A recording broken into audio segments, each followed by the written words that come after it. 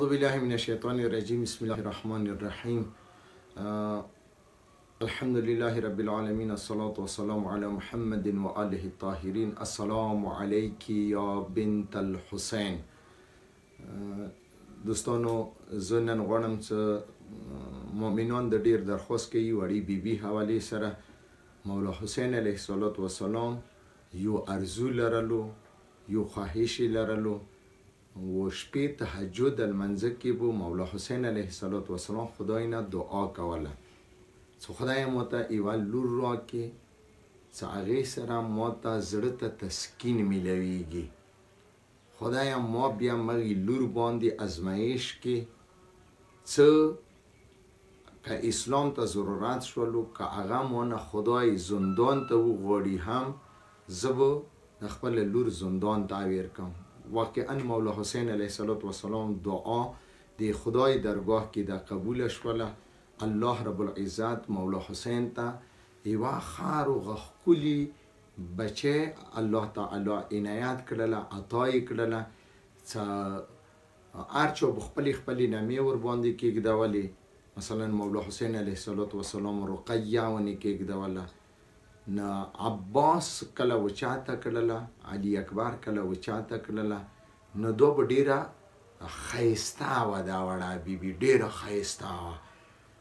حتی دا حده پورې ما لیدلي دي چې علي اکبر علیه الصلاة والسلام علمدار کربلا څه کله د بیبي رخسارو باندې مبارکې شنډې کېږدولې، نه د بیبي رخسارو کې به هغه د شنډو علامات کېنستلو. څه علمدار کله وچاته یې کړله سینې پسې به یې ولګوله، تسکین به ورته میلاو شولو، زړه ته به سکون میلاو شولو. مولا حسین وچاته کړله نه زړه ته به ورسره سکون میلاو شولو.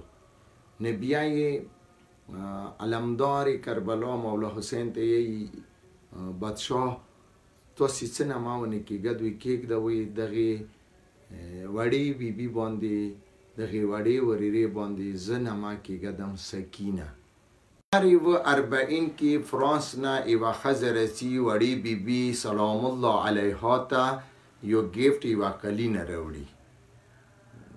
بیا چاته نه پوښتنه وکړله د فرانس ښځې ته ښه عیسایي یې، ته ښه کرسچن یې، ته د څنګې وړې بیبي ته دته هدیه و د قلینې راوړې. ورته یې دي چې زه کله اول وارې 40 کې یوه تاجره د تجارت یې کولو، کاروبار یې کولو، چې زه اول وارې کله راغللم ما ځان ته سورای وړې بیبي قبر سره څنګ ته ونیوللو. نیمه شپه شوله، ما غوږو ته وړه ژړا راغله. سبیله راپاڅېدلم، پوښتنه مو وکړله چې دلته څوک مړه وو. یې داسې ویلې وي چې ما خو ژړا اورېدله وي چې دا ژړا د ته اوس واورې مو دي 1400 سال نه مخکې واورو. ویلې دا څوک دی وي چې دلته د حسین وړه بلبله دی. هغه د وړه بلبله څوک دی؟ مولا حسین لور دی. مولا حسین څوک دی؟ ټوله واقعات یې ورته وویله. بیا یې ورته ویل چې بیبي د کراماتو چیښتنه دی، هغه کرامات ورکوي، هغه شفا ورکوي. ویل خو که داسې وي نو ما یوه وړه لور دی، هغه فلج والی دی، نه هغه یورپ کې یو ډاکټر هم ونه پرېږدولو، یو هسپتال ما نه پرېږدولو، هغه لا علاجه دی. زه به کال ته هغه لور ولم ځان سره. ای څه کال شولو، کال 40 چې راغللو د وړه لور یې راوستله، ټیکال یې کله وخوړه، زیارت یې وکړو، شپېټیم باندې یې وړې بیبي پنجرو پسې وتړله. نیمه شپه شوله، یې د څه زه د وړې لور حال وکړم چې د وړه لور مو څه حال کې دی. یې چې راغلله د بچې خدای شفا ورکړي دی. وړې بیبي واجي نه پڅېدلې دی، کومه فلج والي وه، پڅېدلې دی. غېږې کې ونیولله د وړه لور د ورته یې څه مور یې ویلې راغللې ما نه وړه بیبي اوس لاړله. و د جلکې ژواړي، د فرانس والا د جلکې ژواړي. مور پوښتنه ترنه وکړله، لور یې ویلې ژاړي. ورته یې د څه مور یې دې واجي نه ژاړم چې کله مو وړې بیبي ته سترګې وغړولې، زه د خپله نه ژاړم، ما د وړه بیبي ژوړی. وړې بیبي لمنو ته مو سترګې وغړولې، جامو ته مو سترګې وغړولې. ای وړې بیبي جامې ماسې اصغر په وینو سرې وې. ای بیبي غوږو نه ماسې وینې بهېدلې.